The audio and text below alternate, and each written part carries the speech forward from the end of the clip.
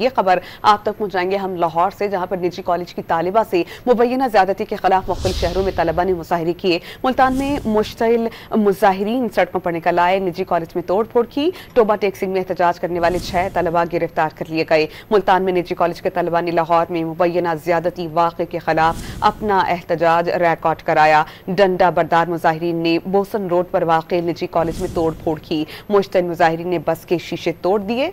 Toba taxing میں colleges کے طلبہ نے لاہور میں طالبہ سے مبینہ زیادتی کے خلاف احتجاج کیا اور رجانہ روڈ کو بلاک کرنے کی کوشش کی، جس پر پولیس نے 6 طلبہ حراست میں لیے۔ پولیس نے مظاہرین کو منتشر کر دیا۔ Government post graduate college Bahawal Nagar کے طلبہ نے احتجاج کے دوران واقعے کے خلاف نعرے لگائے۔ مظاہرین نے ملوث ملزمان کو گرفتار کر کے کیفر کردار تک پہنچانے کا مطالبہ کیا۔ ڈنڈا بردار مظاہرین نے بوسن روڈ پر واقع نجی کالج میں توڑ پھوڑ کی۔ مشتعل مظاہرین نے بس کے شیشے توڑ دیے۔